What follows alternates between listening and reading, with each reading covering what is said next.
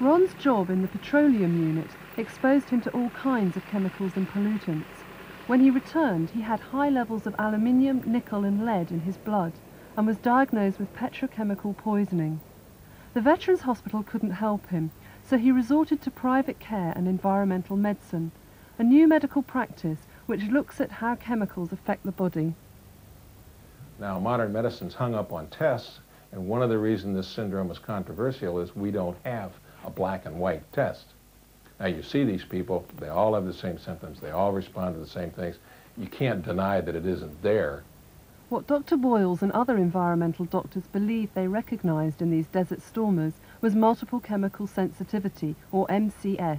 What we're talking about here are a group of people who have either worked in chemicals for a long time or have been exposed to massive doses of chemicals, and then they develop a sensitivity so that even though after they're removed from this bad environment, they will react to minute amounts of the chemicals that wouldn't affect the majority of the population. At that time, I just felt like I wanted to give up. I was still sleeping 20 hours a day. I couldn't get around very well at all. If I went anywhere, I had to have transportation. If I did go on my own, sometimes I would go and not recall why I was going. And several times I found myself just sitting in my truck, not knowing if I was going or coming. And my insides felt so bad at times, it felt like I was drying up and dying. Ron Brandis has been treated by Dr. Boyles for a year now. He has to have regular intravenous boosters to build up his immune system. How are you doing? His improvement's been remarkable. If you talk to Ron now and look at Ron, he looks like a normal person. The change in his life from here on in, however, will be that he will always have to be careful where he goes. Because now he won't be able to be a heavy construction equipment operator because the exhaust fumes and the oil and the gas would make him ill. The US government is researching into MCS and its links with the syndrome. Meanwhile, those who can't pay for treatment are cynical that their health will fail long before any definite answers emerge. We do recognize it. The difficulty we have and the disability boards have is how does one diagnose it? We can do it on the basis of certainly these non-specific symptoms, but it's not been put together with a case definition similar to chronic fatigue syndrome, for example. I'm supposed to be getting what they call incapitation pay for being off sick, which right now they say, well, you can only be on it a year, and we don't know if we're going to pay you or not, but yet I haven't been released from the military. And it's been a big burden on our family, both mentally and financially. We win or lose. Gary Zuspan's sickness has cost him everything he owns. To survive, he's forced to live full-time in this environmentally clean room. He suffers from petrochemical poisoning, which has caused brain damage, pulmonary spasms and muscle and stomach damage. Neither the military nor the VA will even pay for his drips. When he first got home, when he came off the plane, he was very sick. He looked pale. He was real thin. His eyes had a blue hue to them, the whites of his eyes. When he kissed me, this metal, I mean, it was almost like I couldn't kiss him. There was such a horrible metal taste.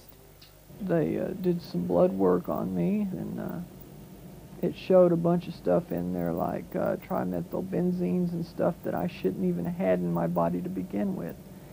And they were all oil-based products. Well, I think anybody with an IQ of 3 watching CNN and seeing all that oil smoke would have to realize that someone would be ill. I mean, that's just common sense.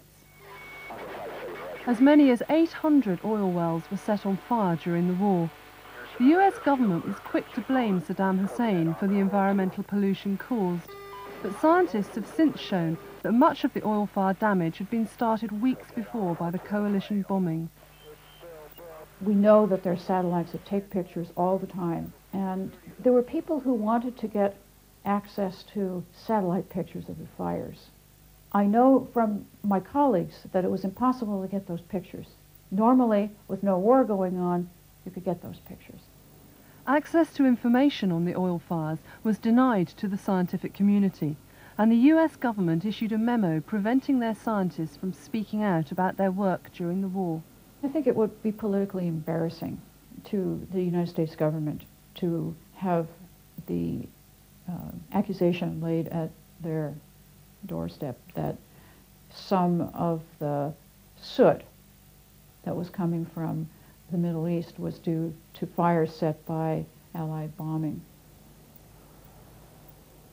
During the war, the US government bombed Iraqi oil reserves and tankers.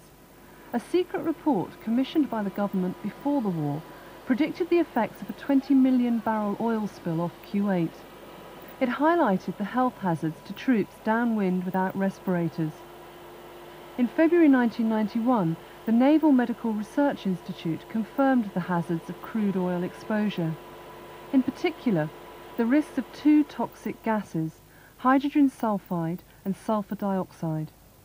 When the decision was made to go to war, the Pentagon knew full well that there would be an environmental catastrophe for everyone in the Gulf region, and also, of course, that they would be putting their own military personnel in there to deal with the known carcinogens that would be produced by these massive oil well fires and things of that nature. I can even concede the fact that they didn't have time to get things there that would protect them.